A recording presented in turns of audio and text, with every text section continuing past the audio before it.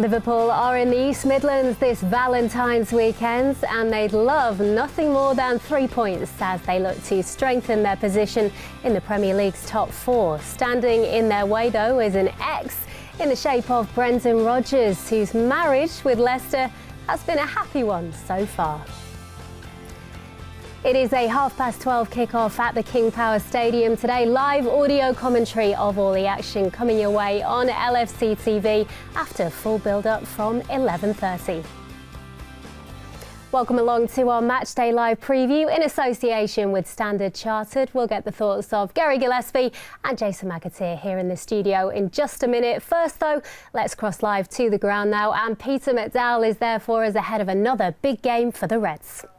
Thanks, Becky. Good morning everybody, and welcome to a bitterly cold King Power Stadium. It's showing up as -2 at the moment. It didn't get any warmer on that drive over the hills either, and of course Liverpool come to a very tough proposition here this afternoon. And I know you've had a tough couple of weeks watching Liverpool. It's been very difficult to see your team going through this, but I think the very sad loss that Jurgen Klopp suffered during the week put everything in perspective. Made even sadder, of course, by the fact that he can't be at home and be with his family in Germany. So somehow, alongside his grief, he's there for his football club and the team that he loves so much, and he's trying to get them back on track here this afternoon. And where his team's condition is concerned, one of those phrases I think we all want to see consigned to the archives, like many others of 2020 and the beginning part of this year, is slight muscle strain. And another player has fallen victim to that this week in the form of Fabinho. He won't be involved.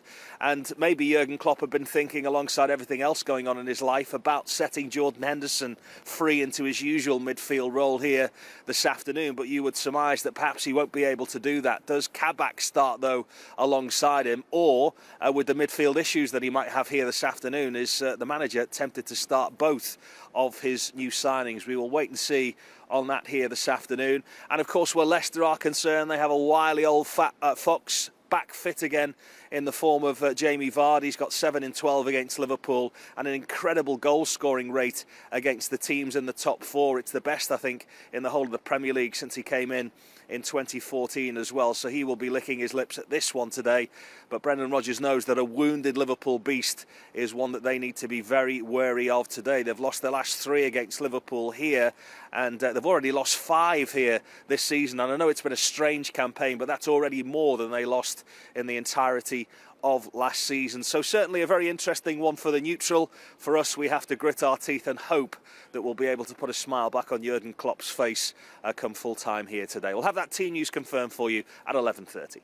Yeah, thanks to a very cold-looking Peter McDowell down in Leicester. It's a warm welcome to our guests in the studio. And Gary, I'll start with yourself, because Leicester 3 points ahead going into this one. Does this have a bit of a feel of a must-win about it today? I think we've been saying that for the last couple of games, haven't we? True. I think the position we find ourselves in, if we want to seriously consider ourselves still in the title race, I think we have to win games like this, especially the fact that they are 3 points ahead of us. I think we go ahead of them if we actually beat them today, so that would be certainly a big bonus for us.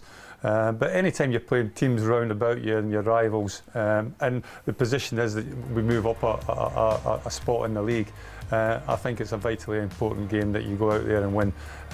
We do have a good track record in recent history down here at the King Power, so that should be in our favour. But it's tight there at the top of the table. I think everybody's thinking it's all over, but you know, Liverpool have found themselves, certainly back in my day, we were in a similar position in 86, 85, 86, and we went on to win the double. I'm not saying this team's going to do that, but you know, there's still hope. But I think to have hope after like this game, we have to take the 3 points. Sorry, how many points were you?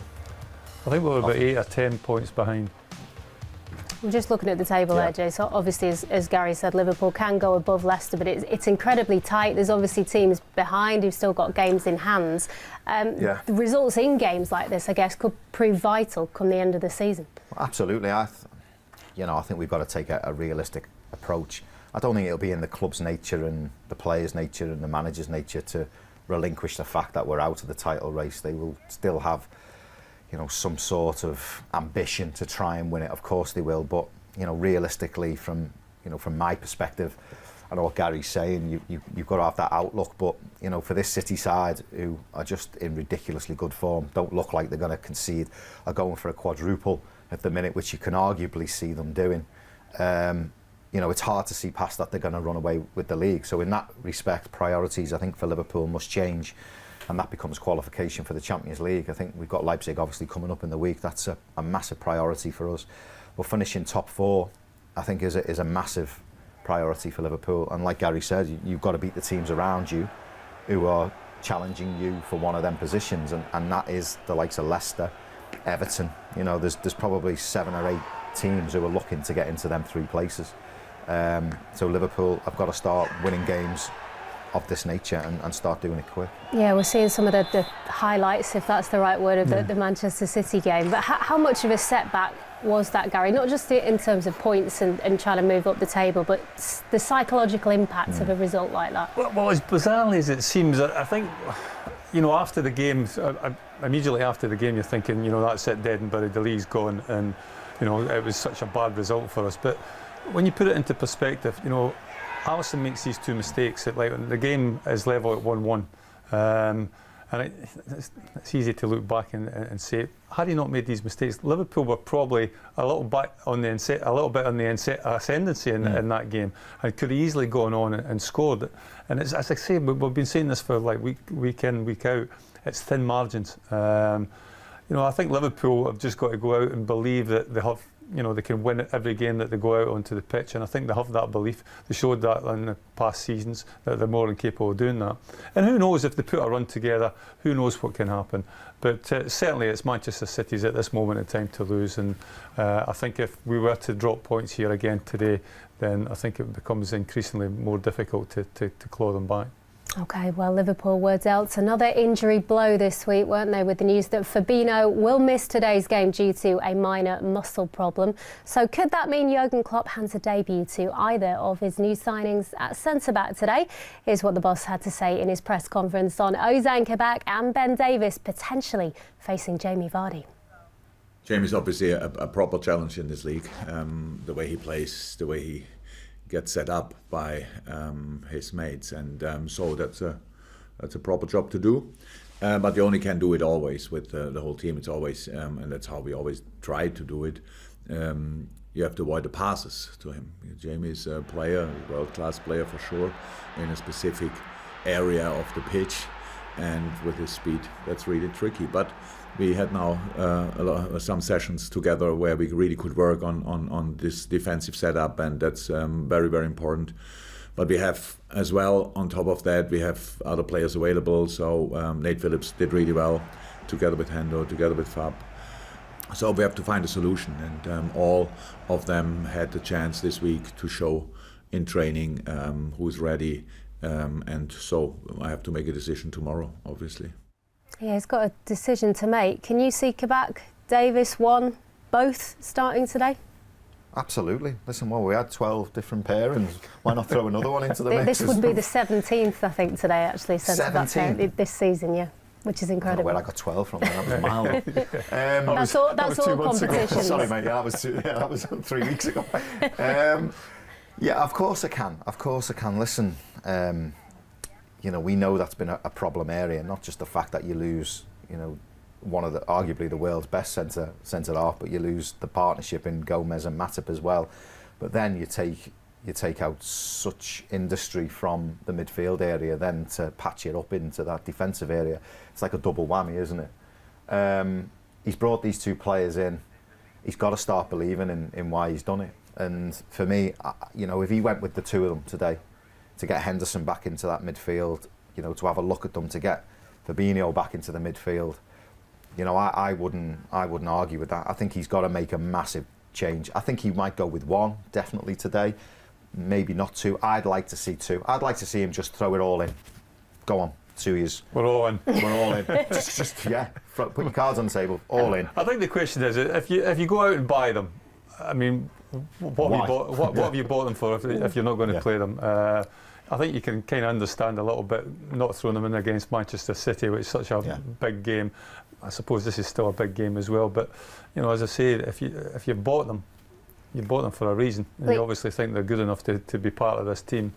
why not put them in? He said there in the VT we just saw they've obviously been working on the defensive shape in training, and there's been no midweek games, so they've had a good run to do that. But it's been 10 days. Is that enough time? Because it's getting used to your teammates, isn't it, and the environment as well, and settling in. Well, I think you buy players that are going to fit into, or you think are going to fit into the pattern of play that you like playing. So, 10 days is not an ideal kind of preparation, but it's still 10 days more than maybe what they've had in the past. I don't see any reason, if they're clever enough, they're good enough, then I think they should be able to adapt and adapt pretty quickly as well. And they're young enough to obviously be able to learn and learn quickly. I think as well they both were playing at their clubs. It's not like they've played no football like all season and you brought them in and then you've got to get them up to speed. The fitness is there, the match sharpness and fitness and speed of thought is there. The longer you don't play them, the more you lose that. So it's like a conundrum, innit? It's like what do you do? You've got to trust them, and like Gary said, if you buy them and bring them in, you've got to trust that, and you've got to let them go. Whether it's the 2 or the 1, we'll have to wait and see. OK, well, it is a tricky test away to Leicester today, but Liverpool are unbeaten in their last 7 matches against the Foxes, and they've won 6 of them. Brendan Rodgers has been involved in the last 3 of those, and the former Reds manager knows how important today could be in the race for Champions League football, but he won't be getting carried away, whatever the results.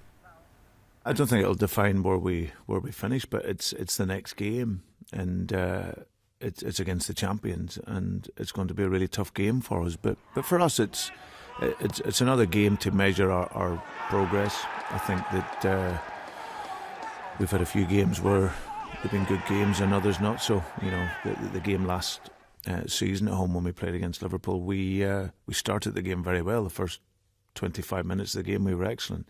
I think what we've done is given away poor goals in some of the games against Liverpool. So if we can cut them out and play with the aggression that we have been and play with the quality that we have been, then we hope it can be another really good performance against a top team. Yeah, it's 2 years this month actually since Brendan Rodgers left Celtic for Leicester. Gary, what do you make of the job he's done so far there?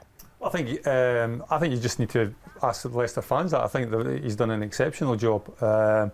He's had Leicester continuously, well not continuously, but certainly the last couple of seasons, vying for that top spot, certainly in the top 4 a little bit. They fell away towards the end of last season, which was a little bit disappointing for them, but they're right back in the mix again this season.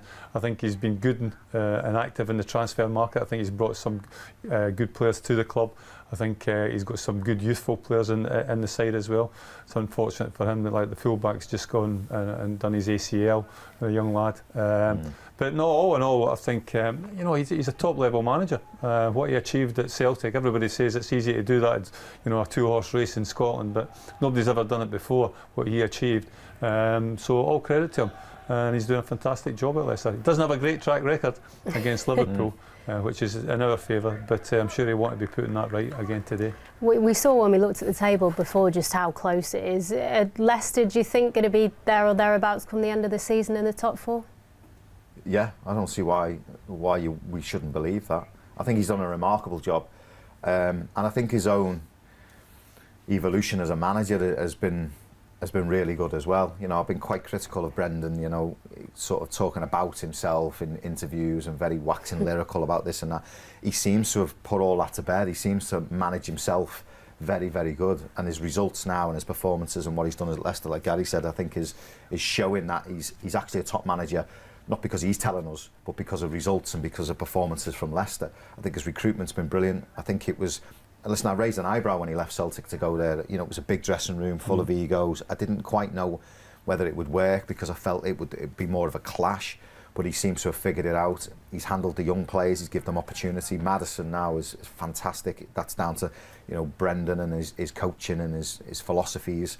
And I really think now, I thought the Liverpool job was too soon for him, but I think now Brendan Rodgers is arguably looked upon now as being one of the managers any top 6 would look at and think he could step into this arena and manage. I don't know, Chelsea, he's done more than Tuchel.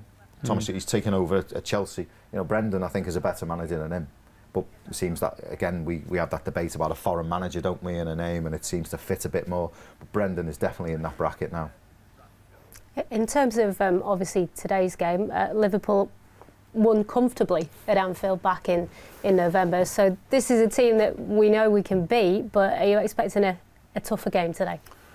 I think it's tough games. I think that particularly the last couple of games we've played against Leicester, I think we've played exceptional good football. I think you revert back to the game we went down here last season, just after Christmas or just before Christmas, I think it was. And it was probably our best performance, certainly away from home, in last season. And it'll take something again like that today to get a result, because Leicester, let's make no bones about it, they are a quality side. And with Jamie Vardy in your side as well, you've always got a goal threat, and he's the one player that will look in behind you. So I think Liverpool, going into this game, will have to be somewhere near what we saw Liverpool going into this game last season.